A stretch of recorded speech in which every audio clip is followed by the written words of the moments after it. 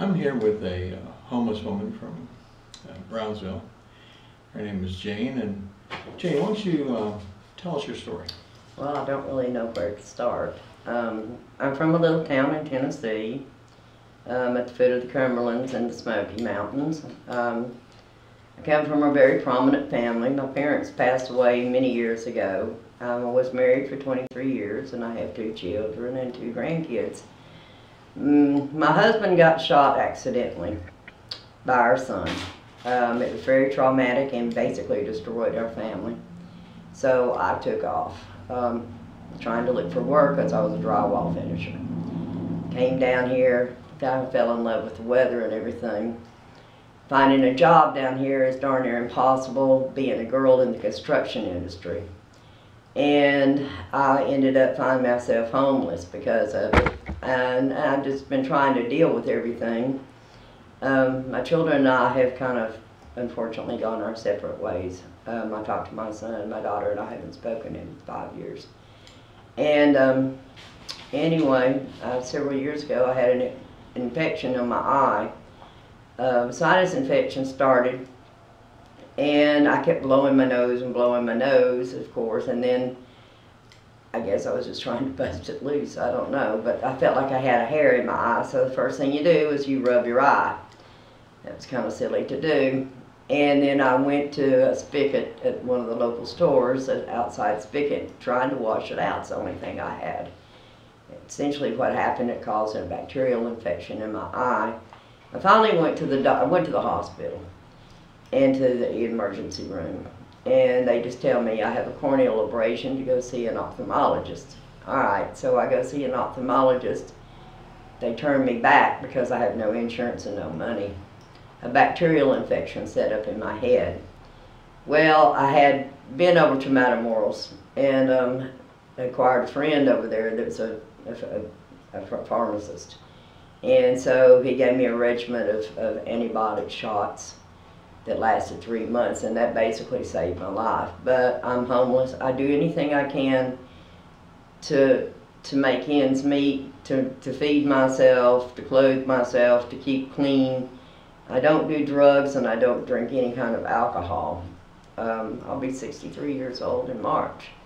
63, that's, yeah. That's got to be tough. Yeah, and I've applied for food stamps, I've applied for everything. I can't get it because I had my ID and my Social Security card stolen several years ago, and getting it back has just been impossible. I did go home one time and I obtained my original birth certificate. I went to the Social Security office. They said, go to the Department of Motor Vehicles.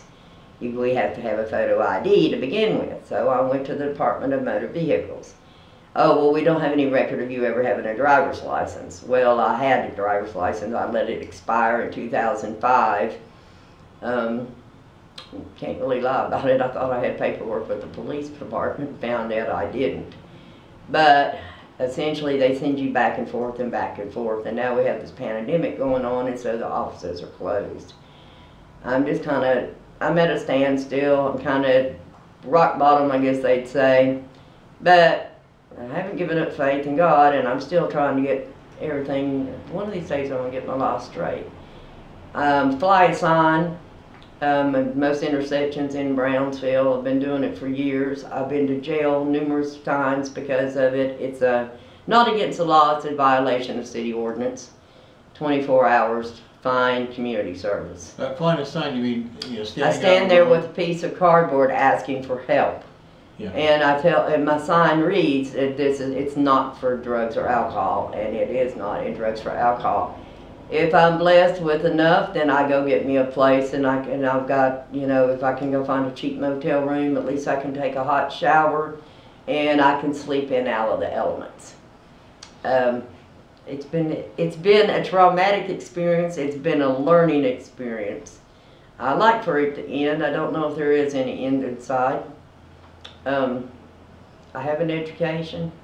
I just didn't apply myself very well. Like I said, my family was very well off, and I was spoon-fed most of my life.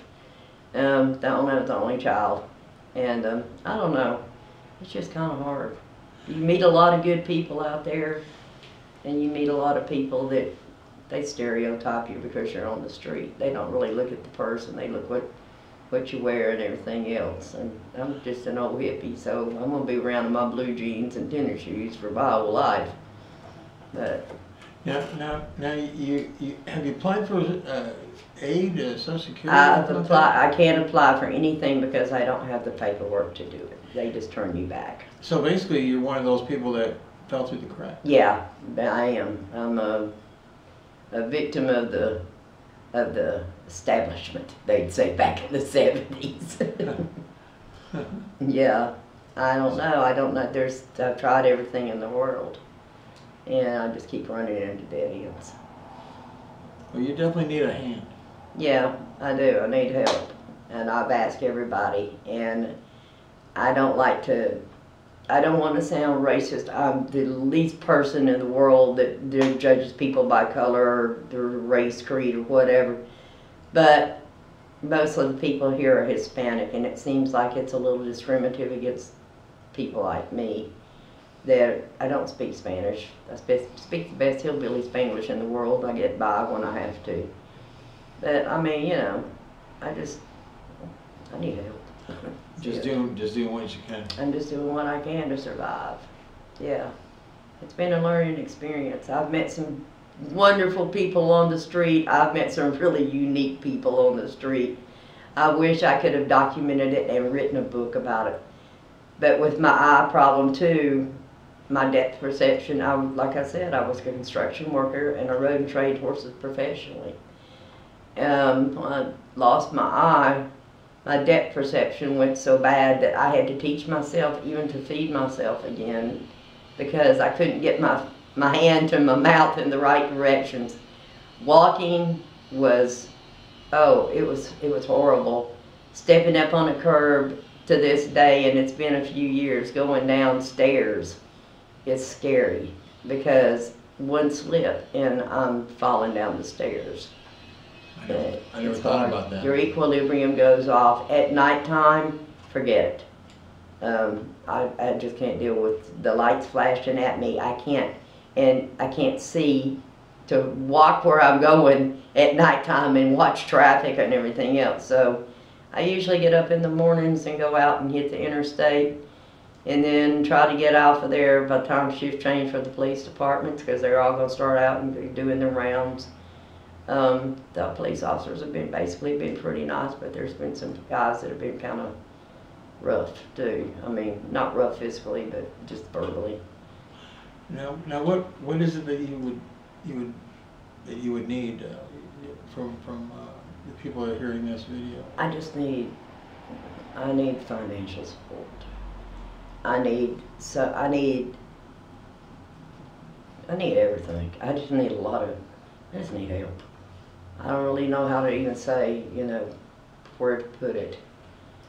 But I'd love to go home. I'd love to go home and see my kids. I miss my kids. Whoa.